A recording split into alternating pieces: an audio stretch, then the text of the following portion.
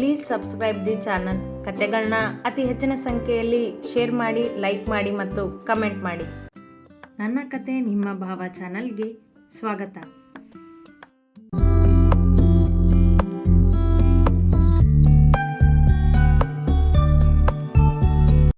ಅರಮನೆಯಂಥ ಮನೆಯಲ್ಲಿ ಚೂರು ಕಷ್ಟ ಕಾಣದೆ, ಯಾರಿಂದಲೂ ಏನನ್ನು ಅನ್ನಿಸಿಕೊಳ್ಳದೆ ತನ್ನದೇ ರಾಜ್ಯಭಾರ ನಡೆಸುತ್ತಾ ಹಾಯಾಗಿ ಬೆಳೆದವಳು ಜಾಹ್ನವಿ. ಈಗ ತನ್ನನ್ನು ಮದುವೆಯಾಗಿ ತನ್ನ ಚಿಕ್ಕಮ್ಮ ಆಡುವ ಮಾತುಗಳನ್ನೆಲ್ಲ ಸಹಿಸಿಕೊಂಡು ಈಗ ತನ್ನ ಜೊತೆಯೇ ಬೀದಿಗೆ ಬಂದು ನಿಂತಿರುವುದನ್ನು ಕಂಡು ಅವನ ಕರುಳು ಚುರು ಎಂದಿತ್ತು. ಮಡದಿಯಾಗಿರುವ ಜಾಹ್ನವಿ ಸಪ್ಪೆ ಮುಖ ಹೊತ್ತು ಅವನ ಪಕ್ಕದಲ್ಲಿ ನಿಂತಿದ್ದಳು. ಸಿದ್ದು ಬ್ಯಾಗ್ ಎಲ್ಲವನ್ನೂ ಬೈಕ್ ಮೇಲಿಟ್ಟು ರಸ್ತೆಯ ಬದಿ ನಿಂತಿದ್ದ. ಮುಂದೆ ಎಲ್ಲಿಗೆ ಹೋಗುವುದು, ಏನು ಮಾಡುವುದೆಂದು ಯೋಚಿಸುತ್ತಾ ಇಬ್ಬರು ಮನೆಯ ರಸ್ತೆ ಬಿಟ್ಟು ಮುಖ್ಯ ರಸ್ತೆಗೆ ಬಂದು ನಿಂತಿದ್ದರು. ಐ ಆಮ್ ಸಾರಿ ಸಿದ್ದು ಎಂದಳು ಜಾಹ್ನವಿ ಮೆತ್ತಗೆ. ಅಪರಾಧಿ ಭಾವ ಅವಳಲ್ಲಿ. ನೀನು ಯಾಕೆ ಸಾರಿ ಕೇಳ್ತಿದ್ಯಾ ಜಾಹ್ನವಿ? ಚಿಕ್ಕಮ್ಮ ಇಷ್ಟೊಂದು ವಿಪರೀತಕ್ಕೆ ಹೋಗ್ತಾರೆ ಅಂತ ನಾನು ಅಂದ್ಕೊಂಡಿರಲಿಲ್ಲ ಎಂದನವ ಅವಳನ್ನು ದೂರದೆ. ಅಷ್ಟಕ್ಕೂ ಅವಳ ತಪ್ಪು ಇರಲಿಲ್ಲವಲ್ಲ ಅದರಲ್ಲಿ, ಅದನ್ನವ ಅರಿತವನೇ. ಈಗ ಏನು ಮಾಡೋದು ಸಿದ್ದು? ಅದನ್ನೇ ನಾನು ಯೋಚನೆ ಮಾಡ್ತಿದ್ದೀನಿ ಎಂದವ ಅತ್ತಿತ್ತ ರಸ್ತೆ ನೋಡುತ್ತಾ ನಿಂತ. ಅವನನ್ನೇ ದಿಟ್ಟಿಸಿದ ಜಾಹ್ನವಿ, ನಾನು ಒಂದು ಮಾತು ಹೇಳ ಸಿದ್ದು ಎಂದು ಕೇಳಿದಳು. ಏನು ಕೇಳಿದ ಅವಳತ್ತ ನೋಡಿ. ಈಗ ನಾವು ಡ್ಯಾಡಿ ಮನೆಗೆ ಹೋಗೋಣ. ನಾಳೆ ನೀನೇ ಒಂದು ಚಿಕ್ಕ ಮನೆ ಹುಡುಕು ನಮಗೆ, ಅಲ್ಲಿಗೆ ಶಿಫ್ಟ್ ಆಗೋಣ ಇಬ್ಬರು ಎಂದಳು. ಅವನ ತಲೆಯಲ್ಲೂ ಅದೇ ಯೋಚನೆ ಇತ್ತು ಆ ಕ್ಷಣದವರೆಗೂ. ಸದ್ಯಕ್ಕೆ ಮಾವನ ಮನೆಯಲ್ಲಿದ್ದು ನಂತರ ತಮಗಾಗಿ ಒಂದು ಮನೆ ಹುಡುಕಿದರಾಯಿತು ಎಂದುಕೊಂಡಿದ್ದ ಅವನ ಮನದ ಮಾತನ್ನು ಅರಿತವರಂತೆ ಹೇಳಿದಳು ಜಾಹ್ನವಿ. ನಾನು ಅದನ್ನೇ ಯೋಚನೆ ಮಾಡ್ತಿದ್ದೀನಿ ಜಾಹ್ನವಿ. ಈ ಕತ್ಲಲ್ಲಿ ನಿನ್ನನ್ನು ಎಲ್ಲಿಗೆ ಅಂತ ಕರ್ಕೊಂಡು ಹೋಗಲಿ? ನಮಗಿರೋದು ಈಗ ಅದೊಂದೇ ದಾರಿ, ಅದು ನಮ್ಮ ಮನೆಯೇ ಅಲ್ವಾ? ಅಲ್ಲಿಗೆ ಹೋಗೋಣ. ನಾನು ನಾಳೆನೇ ಒಂದು ಮನೆ ಹುಡುಕ್ತೀನಿ ನಮಗೋಸ್ಕರ ಎಂದ. ಅಲ್ಲದೆ ಹರೀಶ್ ರವರು ಜೊತೆಗಿರುವ ಮಾತು ಕೊಟ್ಟಿದ್ದರಲ್ಲ, ಅವರ ಮಾತಿಗೂ ಅವಮಾನ ಮಾಡಬಾರದಲ್ಲವೇ? ಸರಿ ಬಾ ಹೋಗೋಣ ಎಂದು ಅವಳು ಬೈಕ್ ಮೇಲಿನ ಬ್ಯಾಗ್ ಹಿಡಿದಳು. ಅವ ಬೈಕ್ ಹತ್ತಿ ಹರೀಶ್ ರವರ ಮನೆಯ ದಾರಿ ಹಿಡಿದ. ವನಿತಾ ಆಗ ತಾನೇ ಊಟಕ್ಕೆ ಕೂಗಿದ್ದಳು ಹರೀಶ್ ಮತ್ತು ಭಾಗ್ಯರನ್ನು. ಅವರು ಕೋಣೆಯಿಂದ ಹೊರಬರುವುದಕ್ಕೂ ಬೈಕಿನ ಶಬ್ದವಾಯಿತು ಮನೆಯ ಹೊರಗೆ. ಇಷ್ಟೊತ್ತಿನಲ್ಲಿ ಬೈಕ್ ಶಬ್ದ, ಯಾರು ಬಂದಿದ್ದು ಎನ್ನುತ್ತಾ ಅನುಮಾನಗೊಂಡ ಭಾಗ್ಯರವರು ಬಾಗಿಲ ಬಳಿ ಬರುವುದಕ್ಕೂ ಸಿದ್ದು ಜೊತೆ ಜಾಹ್ನವಿ ನಿಂತಿದ್ದರು ಬಾಗಿಲಲ್ಲಿ. ಇಬ್ಬರ ಮೊಗದಲ್ಲೂ ಬೇಸರವಿತ್ತು. ಜಾಹ್ನವಿಯ ಕಂಗಳು ಈಗಲೂ ತುಂಬಿದ್ದವು.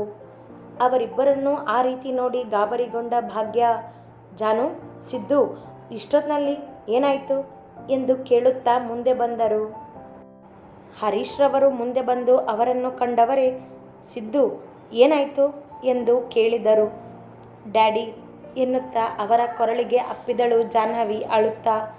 ಸಿದ್ದು ಸುಮ್ಮನೆ ನಿಂತ. ಜಾನು ಏನಾಯಿತು, ಯಾಕೆ ಅಳ್ತಿದೀಯಾ ಆತಂಕದಲ್ಲೇ ಕೇಳಿದರು ಭಾಗ್ಯ. ಅವರು ಹಿಡಿದು ಬಂದಿದ್ದ ಬ್ಯಾಗ್ಗಳು ಅರ್ಧ ಸತ್ಯ ಹೇಳಿದ್ದವು ಅವರಿಗೆ. ಸಿದ್ದು ಏನಾಯಿತು ಮಗಳನ್ನು ಬಳಸಿ ಅವನನ್ನೇ ಕೇಳಿದರು ಹರೀಶ್. ಚಿಕ್ಕಮ್ಮ ಮನೆಯಿಂದ ಹೊರಗೆ ಹಾಕಿದ್ರು ಮಾವ ನಮ್ಮನ್ನು, ಬೇಸರದಿಂದ ನುಡಿದ. ಏನು, ಮನೆಯಿಂದ ಹೊರಗೆ ಹಾಕಿದ್ಲ ಅವಳು ನಿಮ್ಮನ್ನು? ಅದೆಷ್ಟು ಕೆಟ್ಟ ಮನಸ್ಸು ಅವಳದ್ದು ಕೋಪದಿಂದ ಎಂದರು ಭಾಗ್ಯ ಶೋಭಾರನ್ನು ನೆನೆದು.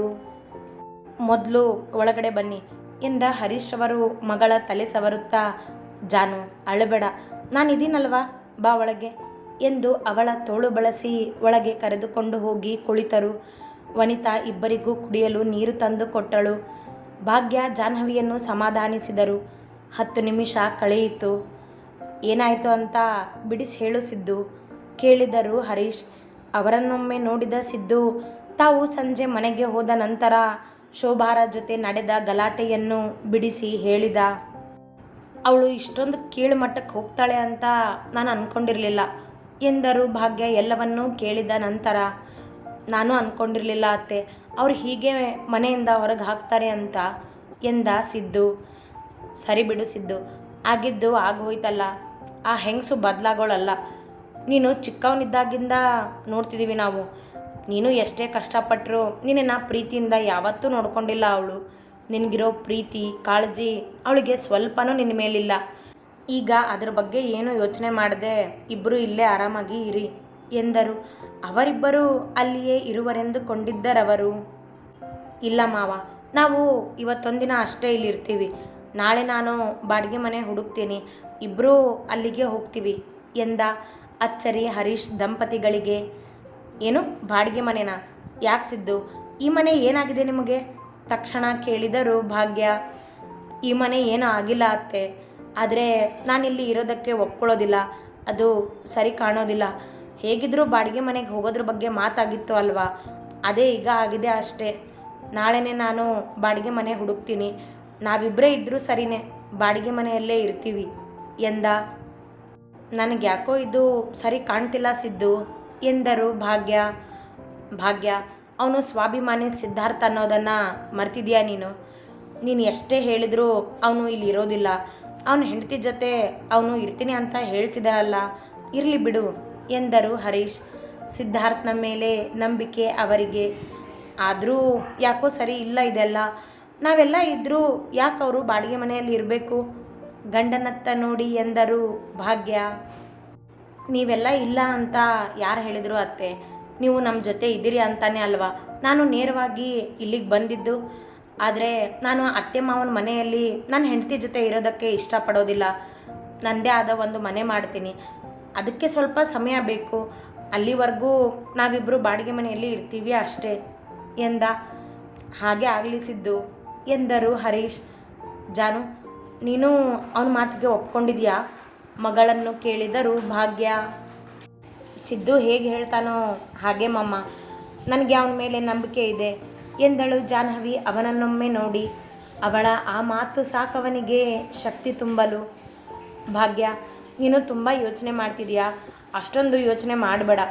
ಅವ್ರ ಜೀವನಾನ ಅವರಾಗೆ ಕಟ್ಕೋತೀನಿ ಅನ್ನುವಾಗ ನಾವ್ಯಾಕೆ ಅಡ್ಡಿ ಮಾಡಬೇಕು? ನಾವು ಅವ್ರ ಸಪೋರ್ಟ್ಗೆ ಇರೋಣ ಜೊತೆಗೆ ಎಂದರು ಹರೀಶ್ ಮಡದಿಯನ್ನು ಸಮಾಧಾನಿಸುತ್ತಾ. ಕ್ಷಣ ಮೌನ ವಾತಾವರಣ. ಸರಿ, ನೀವೆಲ್ಲ ಧೈರ್ಯದಿಂದ ಮುಂದುವರೆದ್ರೆ ನನಗೆ ಏನೂ ತೊಂದರೆ ಇಲ್ಲ ಎಂದರು ಭಾಗ್ಯ ಮಗಳನ್ನು ನೋಡುತ್ತಾ.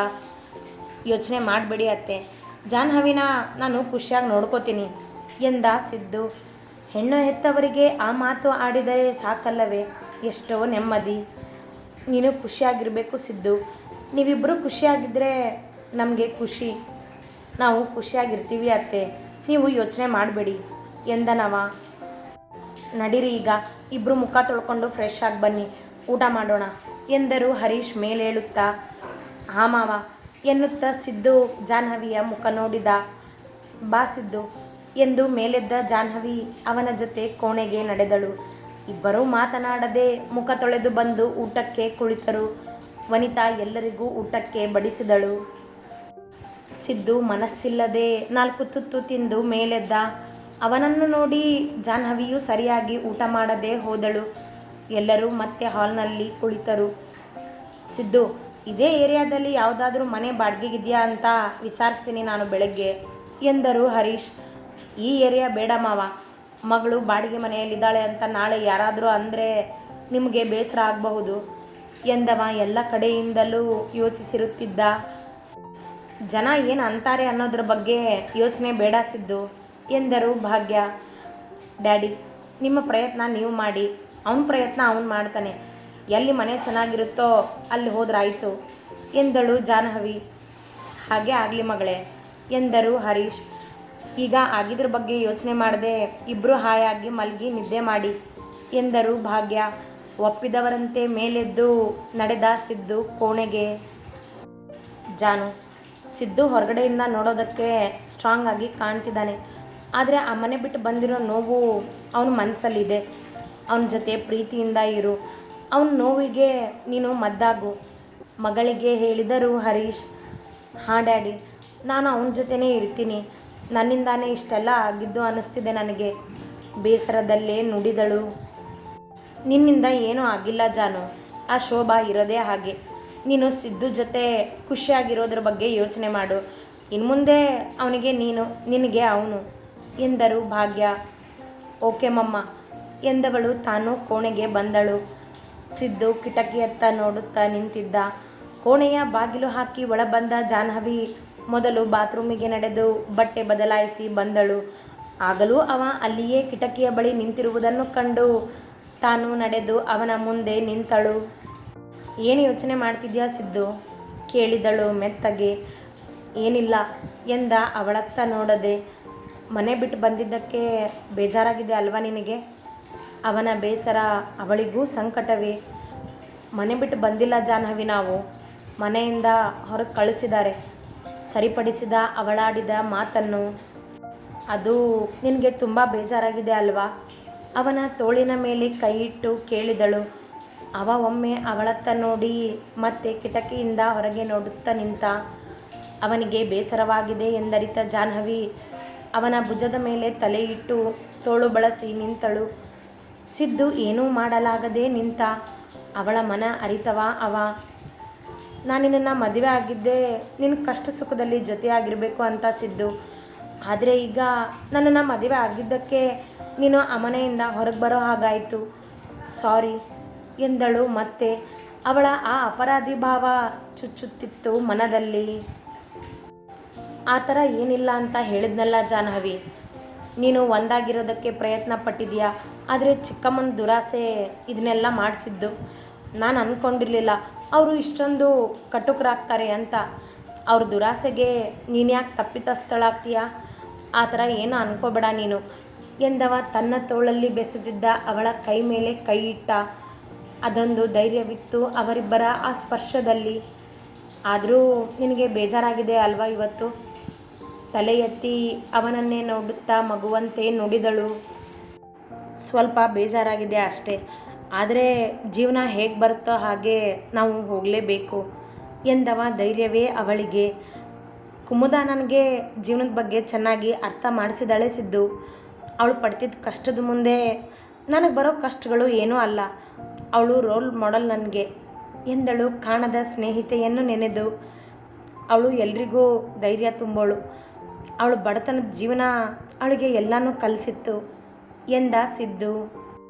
ಹೌದು, ಅವಳು ಹಾಗೆ ನಾವು ಈಗ ಈ ಕಷ್ಟನ ಎದುರಿಸಿ ಮುಂದೆ ಹೋಗೋಣ ಎಂದಳು ಜಾಹ್ನವಿ ಅವನಿಂದ ಸರಿದು ನಿಂತು. ಅಷ್ಟೇ ಎಂದ ಸಿದ್ದು. ಸರಿ ಬಾ, ಈಗ ಮಲಗು, ನಾಳೆ ತುಂಬ ಕೆಲಸ ಇದೆ ನಮಗೆ ಎನ್ನುತ್ತಾ ಮಂಚದ ಬಳಿ ಬಂದಳು. ಕೆಲಸನ? ಏನು ಕೇಳಿದ ಅವಳತ್ತ ತಿರುಗಿ ನಿಂತು. ಏನೋ ಅಂತ ಕೇಳ್ತಿದ್ಯಲ್ಲ ನೀನು. ಬಾಡಿಗೆ ಮನೆ ಸಿಕ್ಕರೆ ಮನೆಗೆ ಬೇಕಾಗಿರೋ ವಸ್ತುನೆಲ್ಲ ನಾವು ತಗೊಂಡು ಬರಬೇಕು, ಗೊತ್ತಾ ನಿನಗೆ? ನಮ್ಮ ಹತ್ರ ನಮ್ಮ ಬಟ್ಟೆಗಳಷ್ಟೇ ಇರೋದು ಎಂದಳು ತನ್ನ ಜಾಗದಲ್ಲಿ ಮಲಗುತ್ತಾ. ಹೌದಲ್ವಾ, ನನಗಿಂತ ಜಾಸ್ತಿ ಯೋಚನೆ ಮಾಡಿದ್ಯಾ ನೀನು ಎನ್ನುತ್ತಾ ಮಂಚದತ್ತ ನಡೆದು ಬಂದ ಸಿದ್ದು ಅವಳ ಪಕ್ಕದಲ್ಲಿ ದಿಂಬಿಟ್ಟು ಮಲಗಿದ. ಹೌದು, ಮತ್ತೆ ನಮ್ಮದೇ ಒಂದು ಮನೆ ಆಗಬೇಕು ಅಂದರೆ ಎಲ್ಲನೂ ಬೇಕು ಅಲ್ವಾ ಎಂದಳು. ಸರಿ, ಈಗ ಮಲಗು ಎಂದನವ. ಅವನೆದೆಯ ಮೇಲಿದ್ದ ಕೈಯನ್ನು ಹಿಡಿದು ದಿಂಬಿನ ಮೇಲಿಟ್ಟು ತಾನು ಅವನ ಕೈಯಲ್ಲಿ ಕೈ ಬೆಸೆದ ಜಾಹ್ನವಿ. ನೀನು ನನ್ನ ಜೊತೆಗಿದ್ರೆ ನಾನು ಎಲ್ಲ ಕಷ್ಟನೂ ಎದುರಿಸ್ತೀನಿ ಸಿದ್ದು ಎಂದಳು ಚಂದದಿಂದ. ನಾನು ನಿನ್ನ ಜೊತೆಗೆ ಇರ್ತೀನಿ ಜಾಹ್ನವಿ, ಯಾಕಂದರೆ ನೀನು ನನ್ನ ಜೊತೆ ಬಿಡೋದಿಲ್ಲ ಅಂತ ಗೊತ್ತು ನನಗೆ ಎಂದನವ. ಅವಳು ಚಂದದ ನಗೆ ನೀಡಿದಳು. ಇಬ್ಬರೂ ಹಾಗೆ ಮಾತಿನಲ್ಲಿ ನಿದ್ದೆಗೆ ಜಾರಿದ್ದರು. ಅತಿ ಹೆಚ್ಚಿನ ಕಥೆಗಳಿಗಾಗಿ ಹಿಂಬಾಲಿಸಿ ಪ್ರತಿಲಿಪಿ ಆ್ಯಪ್ನಲ್ಲಿ ಪ್ರತಿಮಾ SH ಅವರನ್ನು.